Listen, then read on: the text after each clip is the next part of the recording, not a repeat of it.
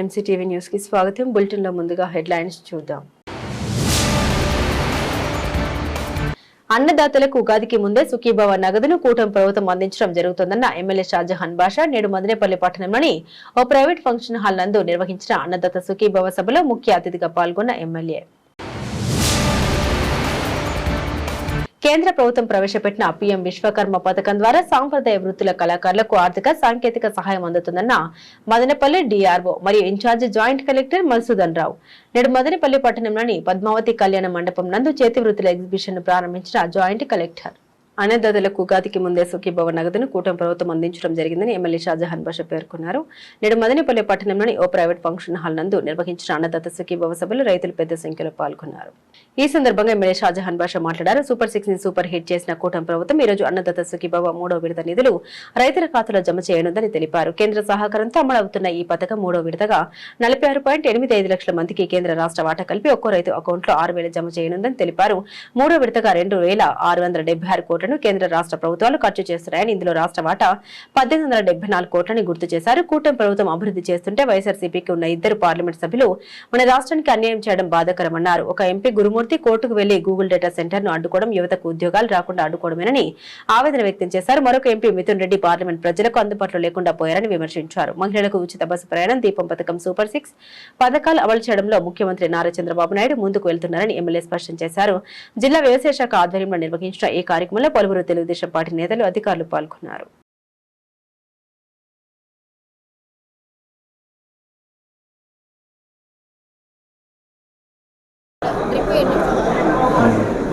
Automation కూడా మనం మొబైల్తో operation చేసుకోవచ్చు. అది కూడా ఇప్పుడు 55% సబ్సిడీలో ఇస్తాం.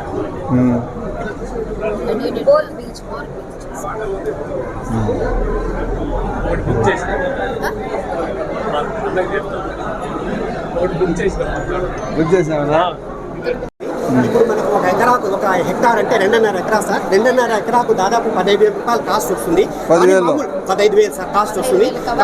కానీ మనకు 9 to 10,000 టన్స్ మాత్రమే అవుతుంది సార్ మామూలుగా క్రాప్ అయితే. ఎప్పుడైతే దీన్ని మనము డెవలప్ చేసేసి ఈ విధంగా మనం ఫ్రూట్ కవర్స్ మనము కట్టాము, దాంట్లో 20 to 30% అంటే 12 to 14 టన్స్ వరకు మనకు ఈల్డ్ వచ్చేదానికి ఆస్కారం ఉంది సార్. అందుకోసం మన రాష్ట్ర ప్రభుత్వం దీని పరంగా మనకు సబ్సిడీ పరంగా ఇస్తా ఉంది సార్.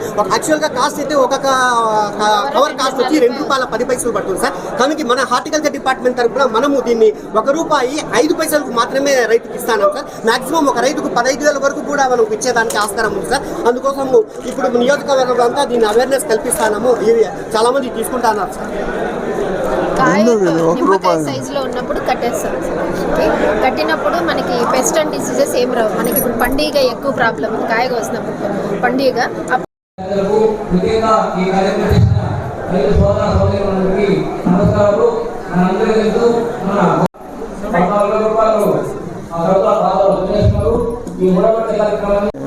అందరికీ నమస్కారం. భారతదేశ వ్యాప్తంగా 14,000 అయినా కలిపి 6,000 రూపాయలు ఈరోజు కొద్దిసేపట్లో తమిళనాడు రాష్ట్రంలో ప్రధానమంత్రి నరేంద్ర మోడీ గారి చేతుల మీదుగా, అదేవిధంగా మదనపల్లి కేంద్రంగా గౌరవ శాసనసభ్యులు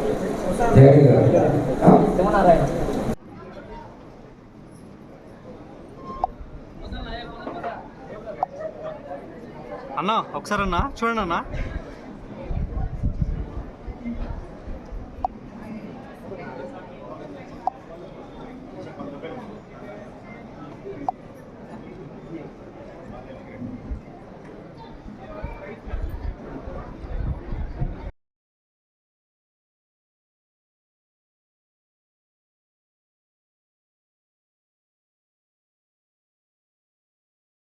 రైతులకు 3వ విడత ఈరోజు ఇస్తున్నాం. మదనపల్లి కాన్స్టిట్యున్సీకి దాదాపు 22,000 రైతులకు గాను 12 కోట్ల రూపాయలు ఈరోజు దాదాపు విడుదల చేస్తున్నాం. ఎక్కడ కూడా కానీ రైతులకు లేదు అని చెప్పలేదు. 3వ విడత రైతుల కోసం రైతు సుఖీభవ పేరుతో పూర్తి స్థాయిగా ప్రభుత్వం బాధ్యత తీసుకున్నది. చెప్పాలంటే పోయిన ప్రభుత్వం చేసిన తప్పులకు ఈరోజు మనము మన పిల్లలు కూడా అనుభవించాలి. 10 లక్షల కోట్ల అప్పులు మన తలపైన ఉన్నాయి. ఈరోజు పక్క రాష్ట్రాలు దాదాపు 50-60 సంవత్సరాలు కలిగిన రాష్ట్రాలు ఏ విధంగా ఉన్నాయో ఈ 12 సంవత్సరాల రాష్ట్రానికి దాదాపు పూర్తి స్థాయిగా ఆ పక్క రాష్ట్రాల్లో ఉన్న అప్పు సమానంగా మన తలపైన కూడా అప్పు వచ్చింది. సంక్షేమం ఒక పక్క, అమరావతి ఒక పక్క. అమరావతి దాదాపు క్వార్టర్స్ అన్నీ కంప్లీట్ అయినాయి. ఏప్రిల్ మేకి క్వార్టర్స్ అన్నీ హ్యాండ్ ఓవర్ చేస్తున్నారు. ఒక పక్క అమరావతికి ఏదైతే ఇంటర్లింక్ ఫ్లేవర్స్ ఉన్నాయో దాదాపు 3 ఫ్లేవర్స్ కంప్లీట్ అయిపోతున్నాయి. ఇదే విధంగా అమరావతి పూర్తి స్థాయి నిర్మాణానికి మొన్న కూడా కేంద్రం నుంచి డబ్బులు 12,000 కోట్లు రావడం జరిగింది. 50,000 కోట్ల రూపాయలతో ఎక్కడ ఈ భూప్రపంచంలో రాష్ట్ర రాజధాని ఎక్కడ కూడా ఆ విధంగా లేని విధంగా రాష్ట్ర రాజధాని నిర్మాణానికి బాధ్యత తీసుకున్నారు. రేపు మీరు మీ పిల్లల భవిష్యత్తు ఉండాలంటే చంద్రబాబు నాయుడు గారి ఆలోచన ఈ రాష్ట్రం పైన ఉండాలా. ఈరోజు మనమందరము చాలా బాధ్యతగా ఉండాలా. మనమందరము చాలా మంచిగా ముందుకు నడుస్తూ అందరికీ దగ్గర తీసుకొని ఇక్కడ ఉన్న నాయకులు ఎవరెవరైతే మీ పంచాయతీ, మీ వార్డులకు, మీ మండలానికి రిప్రజెంట్ చేసే నాయకులు మీరు ఇంకా బాధ్యతగా ఉండి ప్రజలకు దగ్గరై ఇంకా బాధ్యతగా పనిచేయాలా. సకాలంలో సంక్షేమం అందుబాటులో ఉండాలా. ప్రజా సమస్యలపైన పనిచేయాలా. అధికారుల దగ్గర సమస్యలు తీసుకువెళ్ళి ప్రజా సమస్యల పరిష్కారం పెట్టాలని చెప్పి సవినయంగా మన గవర్నమెంట్ ఒక రైతుకి 15,000 కవర్లు ఇస్తూ ఉంది. అంటే ఒక కవర్ రూపాయి, ₹2 మార్కెట్లో 50% సబ్సిడీతో మన ప్రభుత్వం, మంచి ప్రభుత్వము, రూపాయికే ఇస్తూ ఉంది. ఆ కవర్ కన్నా మనం మామిడికాయలకి అంటే మల్గుబాకాయలు కావచ్చు, బెనీషా కావచ్చు, బెంగళూరు కావచ్చు, నీలం కావచ్చు, ఏ కాయకైనా కూడా మనం కడితే ఆ కాయ విలువ ఉంటుంది, రేటు పెరుగుతుంది. దానికి ఎటువంటి ఊజు కానీ, బూజు కానీ, దోమలు కానీ ఏం కానీ ఉండవు. మంచి పంట, మంచి దిగుబడి, మంచి కాయ వస్తుందని హార్టికల్చర్ నవీన్ గారు చెప్పడం జరిగింది. ఈ అవకాశాన్ని కూడా ప్రతి ఒక్క రైతు వాడుకోవాలి. ఇంతకుముందు కిందకు వచ్చే చూడడం జరిగింది. టమాటాలు కన్నా తక్కువ ఉన్నప్పుడు రైతులు పారబోసే టైంలో అవి రోడ్లలో పారబోసే కన్నా రేట్లు ఉండవు. ఇండియా అంతా కూడా ఒకసారి పంట సక్సెస్ అవుతుంది, అప్పుడు మనం ట్రాన్స్పోర్టేషన్ కష్టం అవుతుంది, రేట్లు ఉండవు, గిట్టుబాటు ధర కాదని రైతులందరూ కూడా ఇబ్బంది పడుతూ ఉంటారు. అటువంటి సమయంలో మనకు కాపాడేది ఒకటి సోలార్ డ్రైయింగ్ యూనిట్. అంటే ఎండ వేడిచే టమాటాలని ఒక యూనిట్ 30,000 రూపాయలు ఖరీదు అవుతుంది. ఆ 30,000 రూపాయలు పెట్టి మనం ఆ యూనిట్ కొంటే 2 రోజుల్లో మన టమాటాలు అంటే రేటు తక్కువ ఉన్నప్పుడు కన్నా మనం ఎండబెట్టుకుంటే అది కేజీ ఎంతో రేటుగా అమ్మడం జరుగుతూ ఉంది. ఇప్పుడే కలికిరిలో కేవీబీ వాళ్ళ యూనిట్ ఉంది, కింద చూడటం జరిగింది. ఇట్లా చాలా శాంపుల్స్ పెట్టినారు. శాంపుల్స్ రైతులకు అందరికీ ఉపయోగపడేవి. కాబట్టి ఇక్కడ ఉన్న డిపార్ట్మెంట్, అగ్రికల్చర్ డిపార్ట్మెంట్ ఉంది, హార్టికల్చర్ డిపార్ట్మెంట్ ఉంది, వెటనరీ డిపార్ట్మెంట్ ఉంది, పెద్ద రైతులు ఉన్నారు, సీనియర్ రైతులు ఉన్నారు. ప్రతి ఒక్కరిని కూడా సలహాలు అడిగి వాళ్ళ సలహాలు సూచనలు తీసుకొని ప్రతి ఒక్క రైతు లాభపడాలని మా మంచి ప్రభుత్వం మేమంతా నాటుతా వారు అందరూ మల్చింగ్ పేపరు ప్రతి రైతు కూడా కంప్లైంట్ చేస్తున్నారన్న. దాదాపు ఎక్కువ రేట్లు, డబుల్ రేట్ అమ్ముతారు కేజీ మల్చింగ్ పేపర్.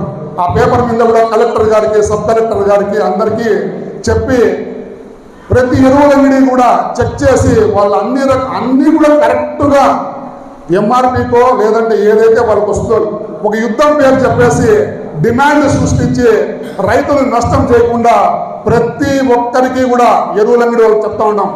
మీరు అట్లా చేస్తే కనీసంగా పనిషబుల్ అవుతారు, మీరు పనిష్మెంట్ ఖచ్చితంగా అందించే తప్పదు.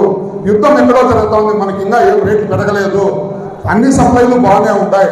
ఆ యుద్ధం పేరు చెప్పి రైతుల్ని మోసం చేయకుండా ఉండాలని, రైతుల దగ్గర ఎక్కువ డబ్బులు తీసుకోకుండా నేను ఫర్టిలైజర్ షాపులందరికీ కోరుచున్నాను. ఈ మంచి ప్రభుత్వము మీ అందరినీ కాపాడడానికి ఉందని ఈ సందర్భంగా మనవి చేస్తున్నాను. మన రాష్ట్ర ముఖ్యమంత్రి తర్వాత అంత స్థాయి నాయకత్వ లక్షణాలు కలిగినటువంటి నాయకుడు మన శాసన మాట్లాడారు గారని చెప్పి ఈ సందర్భంగా తెలియజేసుకుంటూ, అదేవిధంగా ఈవేళ చంద్రబాబు నాయుడు గారు రైతాంగానికి ముఖ్యంగా ఆయన ముఖ్యమంత్రి అయినప్పటి నుండి అనేక వ్యవసాయ పరికరాలు సబ్సిడీలకు అందిస్తూ ప్రోత్సహిస్తూ రైతాంగాన్ని అన్ని రంగాల్లోనూ రైతాంగాన్ని ముందు నిలబెట్టాలని చెప్పి ఏకైక లక్ష్యంతో నారా చంద్రబాబు నాయుడు గారు ఈవేళ ఆంధ్ర రాష్ట్రంలో పనిచేస్తున్నారు. ముఖ్యంగా ఇటీవల మీ అందరికీ తెలుసు, మనకు వర్షాలు తక్కువైనా ఆయన గోదావరి నీటిని పట్టిసీమ ద్వారా కృష్ణా జిల్లాకు మళ్లించి కృష్ణా జిల్లాలను మన రాయలసీమ ప్రాంతం మొత్తం ఇటు కుప్పం వరకు, శ్రీశైలం నుండి కుప్పం వరకు సస్యశ్యామలం చేసినటువంటి నాయకుడు, నిజమైన దేవుడు శ్రీ నారా చంద్రబాబు నాయుడు గారు అని చెప్పి ఈ సందర్భంగా కేంద్ర ప్రభుత్వం ప్రవేశపెట్టిన పీఎం విశ్వకర్మ పథకం ద్వారా సాంప్రదాయ వృత్తుల కళాకారులకు ఆర్థిక సాంకేతిక సహాయం అందుతుందని మదనపల్లి డిఆర్ఓ మరియు ఇన్ఛార్జ్ జాయింట్ కలెక్టర్ మధుసూదన్ రావు తెలిపారు. నేడు మదనపల్లి పట్టణంలోని పద్మావతి కళ్యాణ మండపం నందు చేతి వృత్తుల ఎగ్జిబిషన్ ను ప్రారంభించారు. ఈ సందర్భంగా ఆయన మాట్లాడుతూ ఇలాంటి ఎగ్జిబిషన్లు నిర్వహించడం ద్వారా కళాకారుల హస్తకళ ఉత్పత్తులకు మార్కెటింగ్ అవకాశాలు పెరిగి వారి జీవనోపాధి మెరుగుపడుతోందని పేర్కొన్నారు. మార్చి 13 నుండి 15 వరకు 3 రోజుల పాటు ఉదయం 10 గంటల నుండి రాత్రి 8 గంటల వరకు ఈ ఎగ్జిబిషన్ కొనసాగుతుందని తెలిపారు. ఈ ప్రదర్శనలో ఏర్పాటు చేసిన స్టాల్స్ ను సందర్శించారు. స్టాల్ ఏర్పాటు చేసి వడ్రంగి స్వర్ణకారులు, శిల్పులు, కుమ్మరి, కమ్మరి, దోబిలు, బొమ్మల తయారీదారులు, పనిముట్ల తయారీదారులు, తాళాల తయారీదారులు, చెప్పుల తయారీదారులు, గంపలు, చేపలు తయారీదారులు, కొబ్బరి పీచు నేతకారులు, సురక్షలు, పూలదండల తయారీదారులు, చేనేత చేపల వలల తయారీదారులు వంటి పలు సాంప్రదాయ వృత్తులకు చెందిన కళాకారులు పాల్గొనాలని ఈ ఎగ్జిబిషన్ ద్వారా హస్తకళల ఉత్పత్తులకు మార్కెటింగ్ అవకాశాలు కల్పించడమే కాకుండా తయారీదారులు, వ్యాపారులు మరియు వినియోగదారులు పరస్పరం ప్రత్యక్షంగా కలుసుకునే వేదికగా ఈ కార్యక్రమం ఉపయోగపడుతుందని తెలిపారు.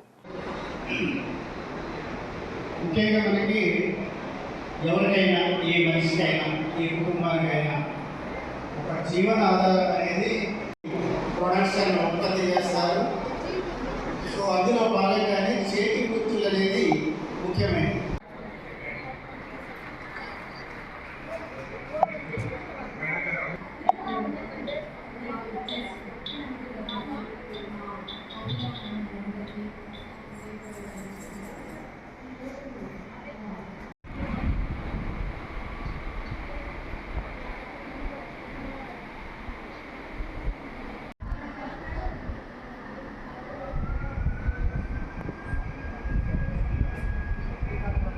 బ్రిటిష్ వచ్చిన తర్వాత పూర్తి మారిపోయింది. పారిశ్రామిక విప్లవం అనేది జరిగింది. యంత్రాలు రావడం, యంత్రాల ద్వారా ఉత్పత్తులు రావడం, చీరలు, మగ్గాలు ఇవన్నీ యంత్రాల ద్వారా చేయడం, ప్రతి పనిని యంత్రాలతో చేయడం వల్ల మన చేతి వృత్తులు అనేవి దెబ్బతిన్నాయి. ఒక రకంగా మన సమాజమే ఒక రకంగా తలకిందులు అయిపోయింది. ఒకప్పుడు ఎంతో అత్యున్నతంగా ఉన్న దేశం ఈ విధంగా పడిపోవడానికి అది కూడా పెద్ద కారణం.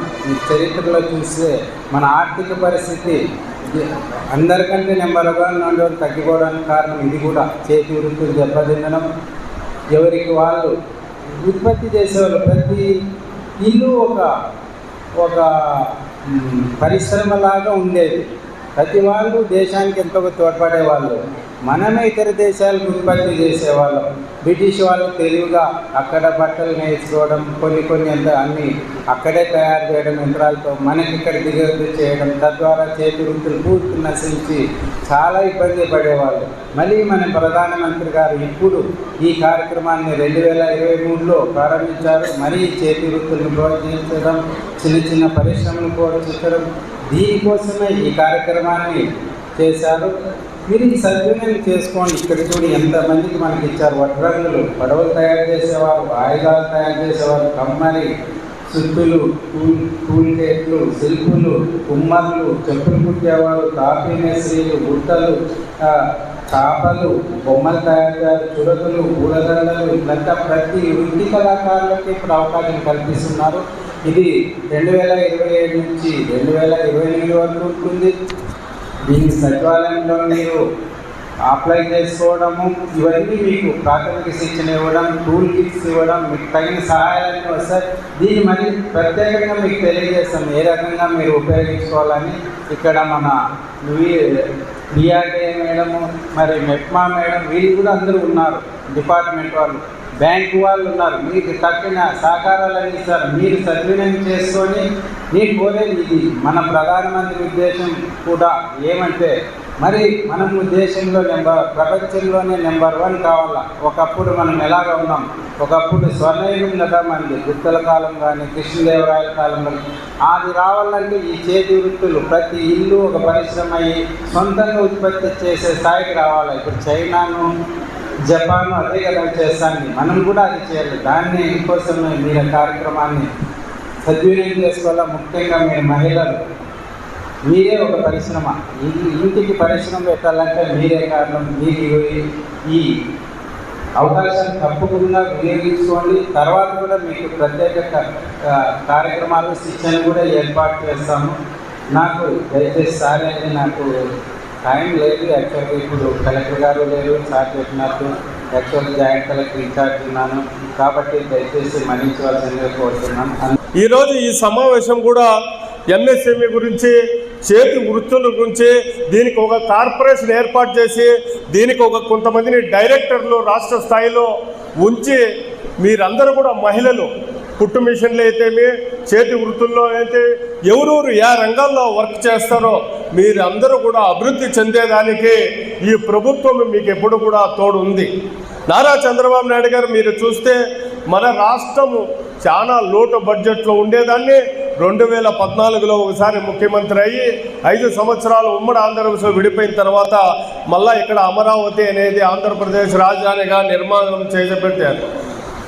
దాని తర్వాత 5 సంవత్సరాలు జగన్మోహన్ రెడ్డి వేశాడు. ఆయన ఏం చేశారో మీకు అందరికీ తెలుసు. ఆయన రాజధాని గురించి మాట్లాడాలా, పోలవరం గురించి మాట్లాడాలా, అభివృద్ధి గురించి మాట్లాడాలా, డ్వాక్రా మహిళల గురించి మాట్లాడాలా, ఈ ఆంధ్రప్రదేశ్ ఎటుపోతుందో కూడా మాట్లాడాలా. కాబట్టి ఈరోజు మళ్ళా కూడా 24లో మీరందరూ సహకారంతో మోడీ గారి నాయకత్వం, చంద్రబాబు గారి నాయకత్వం, పవన్ కళ్యాణ్ కుమార్ నాయకత్వంలో ఈరోజు మనమందరూ కూడా ఆంధ్రప్రదేశ్ను మళ్ళా తెలుగుదేశం పార్టీ అధికారం లేక రావడం జరిగింది. కాబట్టి ఇలాంటి కార్పొరేషన్లు రాష్ట్రంలో ఎన్నో కూడా ఏర్పాటు చేశారు. కాబట్టి మీరు ఈ ఏర్పాట్లు చేసిన దాంట్లో ఎంఎస్ఈలో దీంట్లో కూడా మీకు అందరికీ కూడా సౌకర్యం కోసము లోన్స్ కూడా ఏర్పాటు చేస్తున్నారు. మీ ఏ రంగంలో ఉన్నారో దానికి తగ్గట్టుగా లోన్స్ కూడా దీనికి తగిన ఆఫీసర్లు మీకు క్లియర్గా వివరిస్తారు. కాబట్టి మహిళలందరూ కూడా చంద్రబాబు గారి సారథ్యంలో అభివృద్ధి చెంది మీరు లీడర్లు కావాల. మహిళలకు ఇంకొకటి కూడా ఈ మధ్యలో చెప్పారు, ఈ ఆంధ్రప్రదేశ్లో స్త్రీలకు 33% అసెంబ్లీలో కూడా తీసుకుంటామన్నారు. 33% ఎమ్మెల్యేలుగా మహిళలు కూడా పోతారు. కాబట్టి మీకు మంచి రోజులు వచ్చినాయి. మీరు దీన్ని అందరినీ కూడా ముందర పెట్టి ముందరకు పోవాలని సందర్భంగా బులెటిన్లో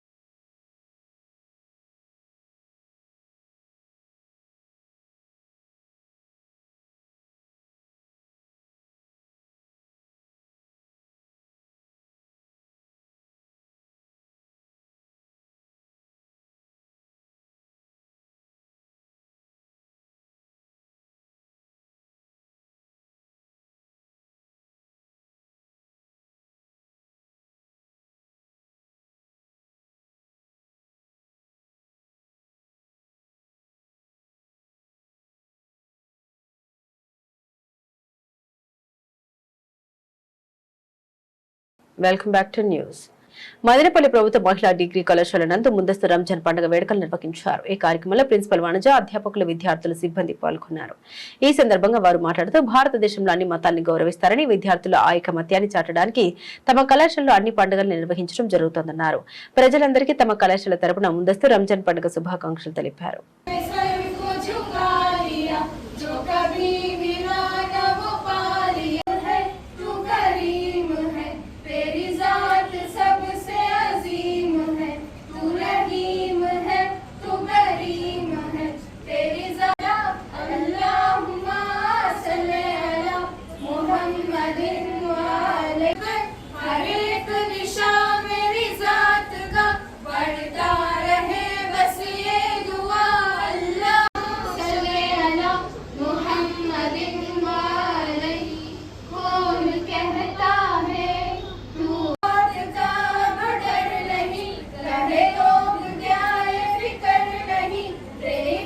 ఇదొక డ్రీమ్ నాకు. మన కాలేజీలో అన్ని సెలబ్రేషన్ చేస్తున్నాము, సంక్రాంతి చేస్తున్నాము, గణేష్ చతుర్థి చేస్తున్నాము.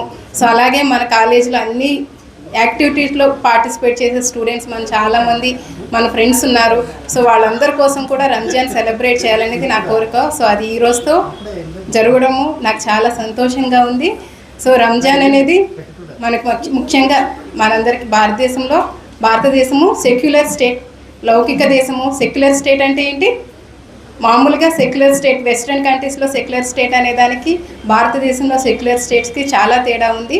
లౌకిక రాజ్యం అంటే మత ప్రమేయం లేని రాజ్యం. సో పాశ్చాత్య దేశాల్లో దీన్ని మతంతో సంబంధం లేకుండా మొత్తం ఆల్ పొలిటికల్ యాక్టివిటీస్ చేయాలి అని చెప్తుంది లౌకిక రాజ్యం అంటే. కానీ భారతదేశంలో లౌకిక రాజ్యం అంటే వేరే మీనింగ్ ఉంది. ఇక్కడ అన్ని మతాలకి సమాన ప్రాతినిధ్యం. సో ఒక మతాన్ని ఎక్కువగా చూడడం, ఒక మతాన్ని తక్కువగా చూడడం అనేది ఉండకూడదన్న ఉద్దేశంతో భారత రాజ్యాంగంలోనే భారతదేశాన్ని లౌకిక రాజ్యంగా డిక్లేర్ చేయడం జరిగింది. రంజాన్ అనేది అన్నిట్లో మనకి ఎట్లా హిందూస్కి ఒక ప్రధాన పండుగ ఎట్లా ఉంటుందో సంక్రాంతి అనేది, అలాగే ముస్లిమ్స్లో రంజాన్ అనేది చాలా ప్రత్యేకమైన పండుగ. సో ఇది ముఖ్యంగా ఇస్లాం రిలీజియన్లో ఇక్కడ మనం ముఖ్యంగా వేరే రిలీజియన్స్తో పోల్చుకుంటే ఇక్కడ ఐడియల్ వర్షిప్ అనేది ఉండదు.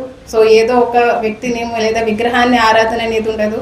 సో మళ్ళీ విశ్వం అంతా కూడా దేవుడు వ్యాపించారన్న ఉద్దేశంతోనే ఈ రంజాన్ సెలబ్రేట్ చేయడం జరిగింది. ముఖ్యంగా ఇదంతా కూడా దీన్ని ఒక పవిత్ర మాసంగా పరిగణిస్తారు. అంటే ఈ మాసం అంతా కూడా రంజాన్ ఉపవాస దీక్షలుండి చాలా నిష్ఠగా ఉండి ఎటువంటి కార్యకలాపాలకి పాల్గొనకుండా చాలా నిష్ఠగా అందరూ కూడా ముస్లిం మహిళలు సోదరులంతా కూడా చాలా భక్తిభావంతో ఈ ఫెస్టివల్ని సెలబ్రేట్ చేసుకుంటారు. సో అదే స్ఫూర్తిని మనం అందరం తెలుసుకోవాలి. మిగిలిన స్టూడెంట్స్ అందరూ కూడా రంజాన్ మాసం యొక్క ప్రత్యేకత, ఈ ఈద్ పండుగ యొక్క ప్రత్యేకత తెలియజేయాలన్న ఉద్దేశంతో మన కళాశాలలో ఈ ప్రోగ్రామ్ని చేయడం జరుగుతుంది. సో దీనికి సహకరించిన స్టూడెంట్స్కి, స్టాఫ్ అందరికీ కూడా ప్రత్యేకంగా కృతజ్ఞతలు తెలియజేస్తున్నాను. ప్రభుత్వ మహిళా డిగ్రీ కళాశాల మదనపల్లెకు చెందిన 4 విద్యార్థులు పద్మప్రియ, చైతన్య, పవిత్ర మరియు అఖిలలు కర్సంగ్, డార్జిలింగ్, పశ్చిమ బెంగాల్లో నిర్వహించిన జాతీయ సాహస శిక్షణ శిబిరానికి ఎంపికై మార్చి 9 నుండి 13 వరకు జరిగిన కార్యక్రమంలో పాల్గొన్నారు. భారత స్కౌట్స్ అండ్ గైడ్స్ ఆధ్వర్యంలో నిర్వహించిన ఈ శిబిరంలో విద్యార్థులు sky cycling, hiking, trekking, shooting వంటి పలు సాహస కార్యక్రమాల్లో పాల్గొన్నారు. అదేవిధంగా హిమాలయ మౌంటైనింగ్ సంస్థ డార్జిలింగ్ లో 1 రోజు పాటు వివిధ సాహస క్రీడల్ని అభ్యసించారు. ఈ శిబిరానికి విద్యార్థులతో పాటు వెళ్లిన యూనిట్ లీడర్ మోహన వల్లి మాట్లాడారు. ఇటువంటి సాహస కార్యక్రమాలు విద్యార్థుల్లో ఆత్మవిశ్వాసం, ధైర్యం మరియు నాయకత్వ లక్షణాలను పెంపొందించడంలో ముఖ్య పాత్ర పోషిస్తాయని తెలిపారు. శిక్షణ కార్యక్రమం ముగిసిన అనంతరం పాల్గొన్న విద్యార్థులకు నిర్వాహకులు సర్టిఫికెట్లు మరియు మెడల్స్ అందజేసినట్టు తెలిపారు. ఈ సందర్భంగా కళాశాల ప్రిన్సిపల్ వనజ విద్యార్థుల్ని అభినందిస్తూ జాతీయ స్థాయి కార్యక్రమంలో పాల్గొనడం ద్వారా విద్యార్థులకు కొత్త అనుభవాలు లభిస్తాయని, వారి వ్యక్తిత్వ వికాసానికి ఇటువంటి శిబిరాలు ఎంతో దోహదపడతాయని పేర్కొన్నారు. అలాగే విద్యార్థుల్ని భవిష్యత్తులో కూడా ఇలాంటి కార్యక్రమాల్లో చురుగ్గా పాల్గొనాలని, కళాశాలకు మంచి పేరు తీసుకురావాలని ఆకాంక్షించారు. ప్రభుత్వ మహిళా డిగ్రీ కళాశాల విద్యార్థులు 5 రోజుల పాటు, ఈ రోజు 5వ రోజు. సో ఈ రోజుతో మనకి డార్జిలింగ్లో క్యాంప్ ముగుస్తుంది. భారత్ స్కౌట్స్ అండ్ గైడ్స్ అనేది సెంటర్ గ్రూపు ఈరోజు మనకి మోహనవల్లి మేడం కోఆర్డినేటర్గా ఉన్న ఈ స్కౌట్స్ అండ్ గైడ్స్ విద్యార్థులు 4 మరియు మేడం గారు కలిసి డార్జిలింగ్లో క్యాంప్కి వెళ్ళడం జరిగింది. సో ఈ క్యాంప్లో భాగంగా అడ్వెంచర్ క్యాంప్ ఇది. డార్జిలింగ్లో 5 రోజుల పాటు అడ్వెంచర్ క్యాంప్ జరిగింది. సో దీనిలో భాగంగా విద్యార్థులు అనేక రకాల అడ్వెంచర్ ట్రెక్కింగ్, స్కై సైక్లింగ్, అలాగే చాలా రకాల అడ్వెంచర్ యాక్టివిటీస్లో పాల్గొనడం జరిగింది. దాంతోపాటు ముఖ్యంగా మన స్టూడెంట్స్ కనబరిచిన అత్యుత్తమ ప్రతిభ సందర్భంగా వాళ్ళందరినీ కూడా ఆ క్యాంపు ఆధ్వర్యం అధ్యక్షులు ఎవరైతే ఉన్నారో వాళ్ళంతా కూడా ప్రత్యేకంగా అభినందించడం జరిగింది. ఇటువంటి సాహసయాత్రలు విద్యార్థులు చేయడం వల్ల వాళ్ళలో మంచి క్రీడల పట్ల ఆసక్తితో పాటు వాళ్ళలో విశ్వాసము, ఆత్మవిశ్వాసము అన్నీ కూడా పెరుగుతుందనే ఉద్దేశంతో కళాశాల తరఫున వీరిని ప్రత్యేకంగా ప్రోత్సాహం అందించి కళాశాల తరఫున పంపించడం జరిగింది. సో ఇటువంటి కార్యక్రమాల్లో విద్యార్థులు పాల్గొనడం ద్వారా మానసిక ఉల్లాసంతో పాటు అనేక రకాలైన సదుపాయాలు విద్యార్థులు కలగజేస్తాయి. వాళ్ళంతా కూడా భవిష్యత్తులో ఈ స్కౌట్స్ అండ్ గైడ్స్ విద్యార్థులుగా తర్వాత కాలంలో ఎంప్లాయ్మెంట్లోని ఇంకా అనేక విద్యా అవకాశాలను కూడా అందుకునేదానికి అవకాశం ఉంటుందన్న ఉద్దేశంతో విద్యార్థులను మేము ప్రోత్సహించడం జరిగింది. జర్నలిస్టుల సమస్యల పరిష్కారానికి ఆంధ్రప్రదేశ్ వర్కింగ్ జర్నలిస్ట్ ఫెడరేషన్ రాజీలేని పోరాటం నిర్వహిస్తోందని ఏపీడబ్ల్యూజేఎఫ్ రాయలసీమ జిల్లాల ఇన్ఛార్జి కవరకుంట్ల జయరాజ్ తెలిపారు. మదనపల్లిలో అన్నమయ్య జిల్లా కన్వీనర్ కమిటీ సమావేశం జరిగింది. ఈ సమావేశానికి ముఖ్య అతిథిగా హాజరైన ఆయన మాట్లాడారు. జర్నలిస్టులకు దీర్ఘకాలికంగా పెండింగ్ లో ఉన్న ఇంటి స్థలాలు, మీడియా కమిషన్ ఏర్పాటు, పెన్షన్ సౌకర్యం, జర్నలిస్టుల పిల్లలకు ఉచిత విద్య వంటి హక్కుల సాధనకు ఏపీడబ్ల్యూజేఎఫ్ నిరంతర పోరాటాలు నిర్వహిస్తుందని పేర్కొన్నారు. జర్నలిస్టుల సహకారంతో మార్చి 4న జరిగిన చలో విజయవాడ కార్యక్రమం విజయవంతమైందని తెలిపారు. వేలాది మంది జర్నలిస్టులు విజయవాడ నగర వీధుల్లో హక్కుల సాధనకు గలమెత్తారని వివరించారు. చలో విజయవాడ కార్యక్రమానికి హాజరైన సమాచార శాఖ మంత్రి పార్థసారథి జర్నలిస్టుల సమస్యలపై సానుకూలంగా స్పందించారని వివరించారు. త్వరలోనే సమస్యల పరిష్కారానికి కృషి చేస్తామని మంత్రి హామీ ఇచ్చినట్టు వివరించారు. సంస్థాగతంగా ఏపీడబ్ల్యూజేఎఫ్ ను బలోపేతం చేసేందుకు స్థానిక నాయకత్వం కృషి చేయాలని వివరించారు. అనంతరం సమావేశం మార్చి 31న మదనపల్లి నగరంలో అన్నమయ్య జిల్లా మొదటి మహాసభ నిర్వహిస్తున్నట్టు తీర్మానించింది. ఈ సమావేశానికి ముఖ్య అతిథులుగా మంత్రులు, శాసనసభ్యులు, ప్రతిపక్ష నేతల్ని ఆహ్వానించాలని సమావేశం తీర్మానించింది. Convening committee convener Ramesh Babu, Andhra Pradesh broadcast journalist association జిల్లా కన్వీనర్ ప్రసాద్ ఆధ్వర్యంలో సమావేశం జరిగింది. సమావేశానికి కో కన్వీనర్ రామకృష్ణారెడ్డి, నాగరాజు, హిదయతుల్లా, శ్రీనివాసులు, జాకీర్, చంద్ర, చిత్తూరు జిల్లా కార్యదర్శి షేక్ సలీం, చిత్తూరు జిల్లా వర్కింగ్ ప్రెసిడెంట్ గిరిశేఖర్, పుంగనూరు నియోజకవర్గ అధ్యక్ష కార్యదర్శులు సైఫుల్లా, డాక్టర్ తెల్లా శ్రీనివాసులు, సీనియర్ నాయకుడు మంజునాథ్, కార్తిక్, రవితేజ, గంగాధర్ తదితరులు హాజరయ్యారు. అన్నమయ్య జిల్లా మదనపల్లి కన్వీనింగ్ కమిటీ సమావేశం ఈరోజు మదనపల్లిలో నిర్వహించాము.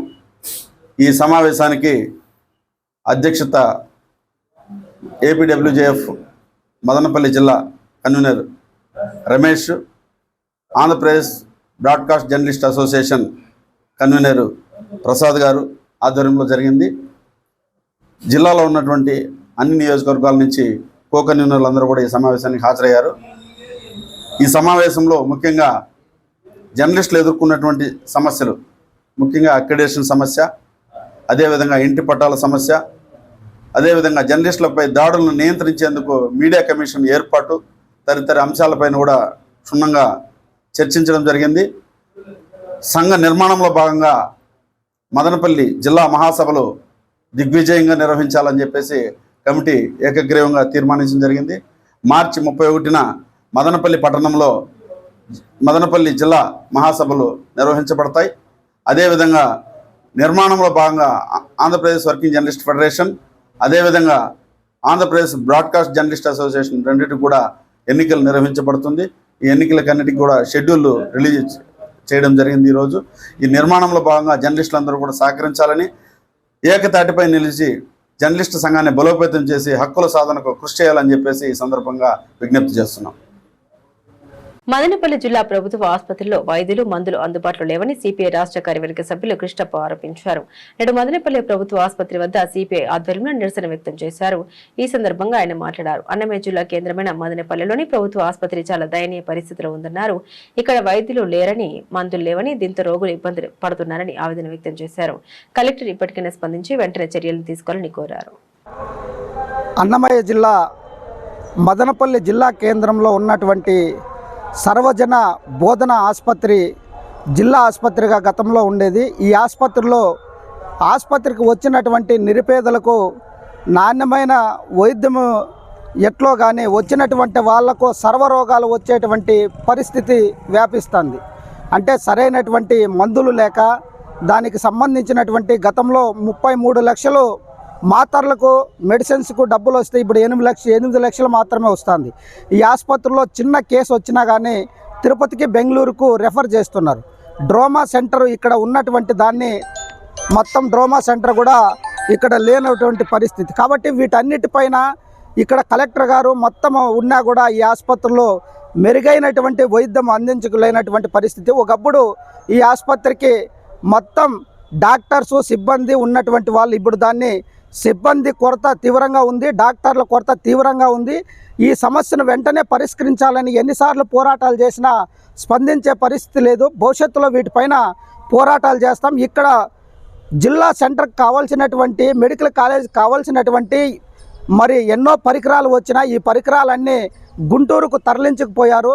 ఇక్కడ జిల్లా ఆసుపత్రికి లేదంటే సర్వజన బోధన ఆసుపత్రికి కావాల్సినటువంటి సిబ్బంది లేకపోవడం, ఇక్కడ వస్తున్నటువంటి రోగులు, పేద రోగులు, వాళ్ళ కనీసం మందులు, మాత్రలు కూడా ఏలేనటువంటి పరిస్థితి. ఈ ఆసుపత్రిని బాగు చేయాలంటే ఈ ఆసుపత్రికి ఆరోగ్య శాఖ మంత్రిగా ఉన్నటువంటి మరి ఈ మదనపల్లికి సంబంధించినటువంటి వ్యక్తే సత్యకుమార్ యాదవ్ గారు వీటిపైన దృష్టి కేంద్రీకరించాలి. రాష్ట్ర ప్రభుత్వం వెంటనే దీనికి సరైనటువంటి నిధులు ఇచ్చి ఈ ఆసుపత్రి వైద్య సేవలు పేదలకు మెరుగైన వైద్య సేవలు అందించాలని మేము కమ్యూనిస్ట్ పార్టీగా డిమాండ్ చేస్తున్నాం. భవిష్యత్తులో ఈ ఆసుపత్రి బాగు కోసం మరిన్ని పోరాటాలు చేస్తాం. కోట్ల రూపాయలు వేసించి పైన మెడికల్ కళాశాలకు భవనం కడితే దాన్ని కోతులు మొత్తం పీవీపీని బీకేసాయి, మొత్తం సర్వనాశనం చేశాయి. ప్రభుత్వ ప్రజాధనం దుర్వినియోగం మొత్తం అయింది. వాటిపైన విచారణ జరపాలి. అట్లాగే రాత్రి వేళల్లో ఉన్నటువంటి పేషెంట్ల యొక్క అటెండర్లకు కనీసం నిద్రపోవడానికి కూడా ప్లేస్ లేనటువంటి పరిస్థితి. వాటిలో ఒక రూమ్ని కేటాయించాలని డిమాండ్ చేస్తున్నాం. వీటిపైన ఈ సమస్యలన్నిటిపైన భవిష్యత్తులో ఆందోళన కార్యక్రమం చేస్తామని మేము ప్రభుత్వానికి డిమాండ్ చేస్తున్నాం. బులెటిన్ ముగించే ముందు హెడ్లైన్స్ మరోసారి. అన్నదాతలకు ఉగాదికి ముందే సుఖీభవ నగదును కూటమి ప్రభుత్వం అందించడం జరుగుతుందన్న ఎమ్మెల్యే షాజహాన్ బాషా నేడు మదనేపల్లి పట్టణంలోని ఓ ప్రైవేట్ ఫంక్షన్ హాల్ నందు నిర్వహించిన అన్నదాత సుఖీభవ సభలో ముఖ్య అతిథిగా పాల్గొన్న ఎమ్మెల్యే. కేంద్ర ప్రభుత్వం ప్రవేశపెట్టిన పీఎం విశ్వకర్మ పథకం ద్వారా సాంప్రదాయ వృత్తుల కళాకారులకు ఆర్థిక సాంకేతిక సహాయం అందుతుందన్న మదనపల్లి డిఆర్ఓ మరియు ఇన్ఛార్జి జాయింట్ కలెక్టర్ మధుసూదన్ రావు నేడు మదనపల్లి పట్టణంలోని పద్మావతి కళ్యాణ మండపం నందు చేతి వృత్తుల ఎగ్జిబిషన్ ప్రారంభించిన జాయింట్ కలెక్టర్. ఇవి బులెటిన్ అప్డేట్స్. మరిన్ని అప్డేట్స్ కోసం చూస్తూనే ఉండండి ఎంసీటీవీ న్యూస్.